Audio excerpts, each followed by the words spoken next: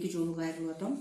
2 жолу ушу письмо мына регистрация болуп алдым деп сиздердин сотрудниктериңер эме болуп журнал регистрация кылып атат. Ошого эмне үчүн бул иш каралган эмес. Жок, эми силер азыр мен бияктан немелерин эме кылайын. Анан ушул жерде аябай ушундай кыйкырык менен мен болгон проблеманы, отопление болгондо ошол карасаңар, убагында карасаңар мындай нерселер болбойт эле. Эмне үчүн ушунда конституциянын немелери бузулуп атат, менин укугум бузулуп атат, больницанын укугу бузулуп атат. Анан жана закон о обращении граждан деген бар. Ошол законду негизи совсем бузулуп атат, нормативный правовой акттар. Эмне үчүн сизге келген каттын баарын демек каралбайт турбайбы? Июнь мына 6 ай өттү. 6 айдын результаты ушул болуп атат. Эми барып алып бир жолу роддомго барып, ошол роддомдун акыбалын көрбөй туруп, бомтип алып туруп, эми түштөн кийин комиссия менен барып алганан 22 градус болчу деп кантип айтып атасыңар? Аял деген +6да төрөп атат.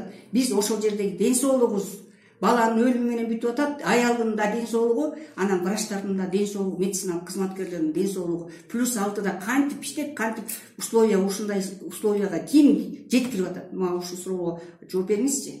Кимдин ишал аркылуу болуп атат?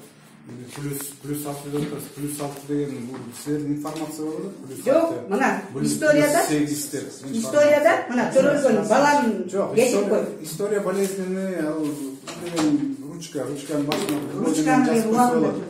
баарын жазып койсо болот. Андай +6, +8 деп болбош керек.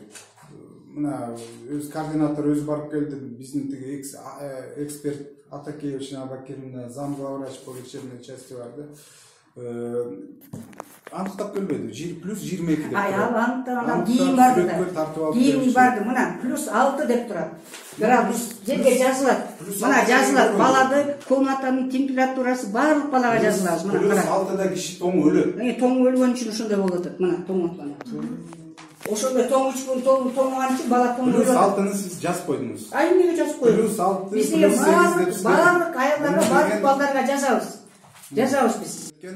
Мына дары, мына ВМС, мына баары. Эмнен сураса, муну деген врачтын көзөмөлдөсүндө старший УМЧ медсестра жазат, мына бүт баары берилиптир. Мына бул количествосы, биякта количествосы жазылат, баасы менен даже жазылат, бүт баары мына берилиптир. Мынакей бул боюнча карашыңыздар, Дарганбек, таталсаңыздар да болот мекен? Мына сальдовый сумма берилиптир. Bir жылда мына 107 башы 200 миң сомдун дарысын алынат экен. 200 миң сомдун дарысы кетет экен. Жок, мына сальдовый. Будем проверять, алып атат, а бизге эмне жетпей атат.